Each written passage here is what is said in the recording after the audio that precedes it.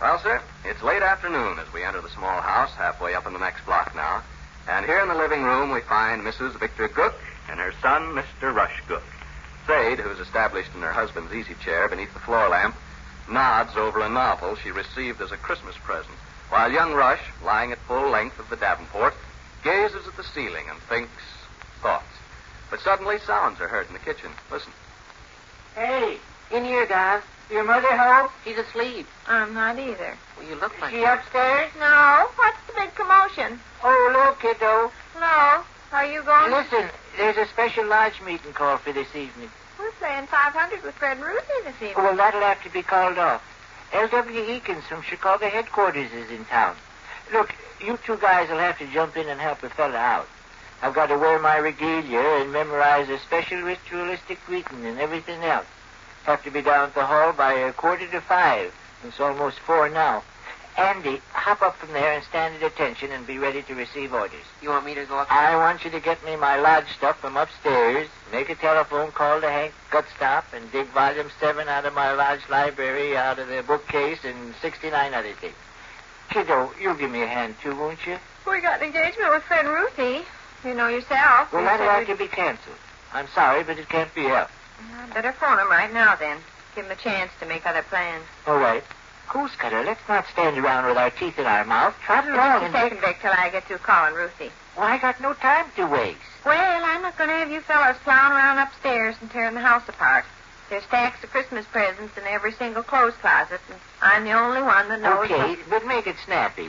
Rush, get me volume 7 out of the bookcase. Okay. 2572X, please. Correct. I have to learn an official greeting by heart. And I have to phone Hank Gutstop and dictate an official greeting for him to memorize. Maybe you can do that. What's all this that's going on now? Well, what excuse shall I give him? You can't... L.W. Eakins is in town. Who's he? One of the major executives of the Chicago headquarters of the Sacred Stars. Hello, lady. I bet you were taking a nap. Volume 7 now. That's Here. so? Well, Rush and me been doing the same thing. Vic went downtown right after dinner and just this minute got home. What I have to memorize. Yeah. Paragraph, huh? Yeah. Oh, my, I bet you were. How long they stay? Run up quick now and bring me down my lodge regalia. All of it. Well, I should think so. Boots, sword, tunic, plumed hat. Your robe. pants ain't available. Golly, yes. What do you mean? Mom lent them to Tom Hackett. Happens every time. Who's Tom Hackett? Butcher over in Middleton's butcher shop. He needed them to be Santa Claus. Say, Well, what did Fred think? say. Hey, a person's trying to talk over... Excuse me, Ruthie. Vic's trying to say something in just a second. What's the matter? Are my lodge pants upstairs? Well, I suppose they're upstairs if you put them upstairs. You lent them to Tom Hackett. Don't you remember? Oh, golly, that's right. He took the part of Santa Claus, and I... Well, this ain't the Well, you can finest. drop by and pick them up. His landlady will give them to you. His landlady can go jump in the lake. I haven't Wait got till I time get through here, Vic. Ruthie's waiting on the wire. You may inform Please. Lucy that Lady, Is this what you have I'm to memorize? sorry. Yeah. Oh, little frenzied brother of mine, wring your Sure. touching hands and listen for the call of the golden oriole. As maidens dance by the plashing Oh, what? pool, and the mischievous tarantella Rush, calls... will you be quiet? Both of you be quiet. Say, lady, I better tell you why I phoned. Yeah. We're not going to be able to play 500 this evening. No. Well, it's like this. Vic's Lodge is having a special meeting. Yeah, some fella from Chicago's in town, and I guess he's... Who's the fella, Vic? Will you get through there and explain about my pants? I asked you a question. Who's the Chicago fella? L.W. Eakins. Is the big lodge muckety-muck? Yeah. He's some man named Mr. Eakins, some big muckety-muck in the lodge. Yeah. Uh-huh. Well, look, this don't make any difference to you and Fred, does it? Uh-huh. Well, I thought I'd better get in touch with you right away so you could make other plans. Yes. Will you make that snappy? Later on the week will be grand. Surely. You bet. Well, you explain to Fred. Yes. All right, Ruthie. All right. Goodbye. There's no call to work yourself into a stool. You can pick up your lodge pants on the way downtown. I have to dress here. All right, let Rush trot over after him. Got over after him, Rush. Tom Hackett lives on North Center Street, don't he? I haven't the remotest idea. Don't you, where Mom? he- Yeah. Shall I go there first, or shall I go to Smelly Clark's house first? Smelly Clark's house. Plumed hat. Didn't you bring that back? Oh, my.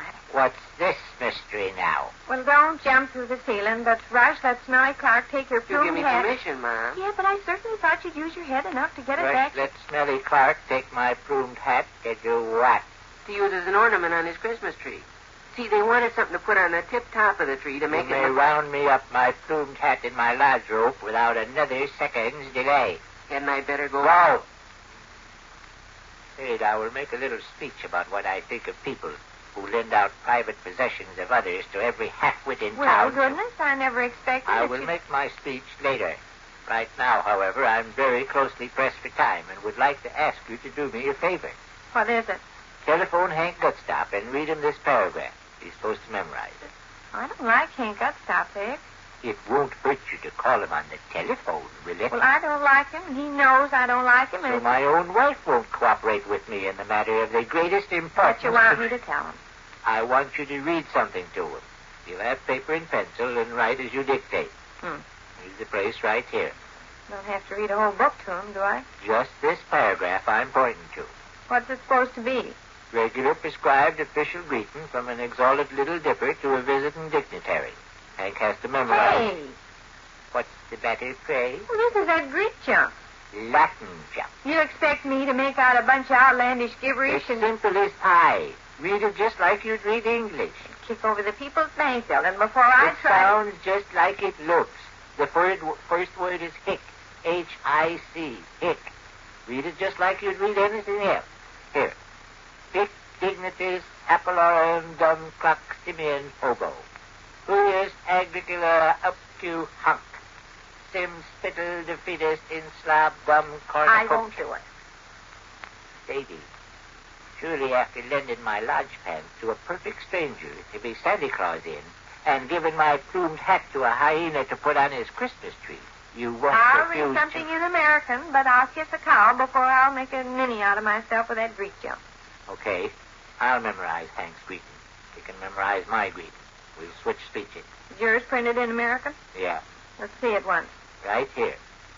Oh, little frenzied brother of mine, wring your clutching hands and listen for the call of the golden oriole as maidens dance by the passion pool, and the mischievous tarantula I'm calls not to going to his- read that either. What? I'm not going to read that either. Sadie, can it be possible Imagine that me calling that old Hank Gutstop on the telephone and calling him pet names and telling him to wring his hands and dance with the girls and play in the splashing Was pool. that Rush? Huh? Rush? Yeah. Hasn't left the house yet. Well, I expect What you- is the idea, sir? I brought you your boot. My boot. Your lodge boot. Where was it? In the basement. I knew it was down there, so I hunted all over the furnace room till I found it. There you are. Where is my other boat? That's the big mystery. I looked every doggone place I Where knew. is my other boat? I let Miss Husher have it What for? to hang over the fireplace at Christmas time. It's always been a custom in her family to use boots instead of stockings for Santa Claus to put his presents in. Hackett has my pants, Smelly Clark has my plumed hat, and Miss Husher has my other boot. Is that correct? Well, goodness, you didn't give a person warning. You wanted everything all at once. If I'd had the slightest inkling. Where is my sword? Right upstairs in your bottom dresser drawer. It's all strapped up nice and ready to use. Shall I go get it? How about my robe? Your robe? My robe. Charlie Reeves has come borrowed it. And my tunic? Oh, what'd you do with his tunic, Rush? You sent me over to Miss Brighton's with it. Oh, she wanted to use it Tom Hackett has my pants. Smelly Clark has my plumed hat. Miss Husher has my boot. Charlie Razorscum has my robe. And Miss Brighton has my tunic. I haven't much lodge regalia left. I haven't Telephone's much... ringing. Oh, yes, the telephone is to... ringing. I'll answer it. It's probably Ruthie. You don't need to look daggers at me, Gus. I'm not implicated. Hello? Yes? Oh, yes, he is. Just a second. For you. Hank Gutstop. I think so. Yes, this is Hank Gutstop. Recognized his voice. He wants his official speech. Read it to him. Oh, Vic, I just can't read that Greek chunk over the telephone. Here's the book. Vic, I just can't. Here's the place. I'll read the American. Take this. I'll read about the maidens in the splashing pool. and Read what I'm giving you. Vic, I just can't. Read. Hank? Hic, dignitas, Apola, rum, dum, crop, Simeon, hobo. Huey, us, agricola, up, Q, hump. Sim, fiddle, in, slob, dum, cornucopia, itch.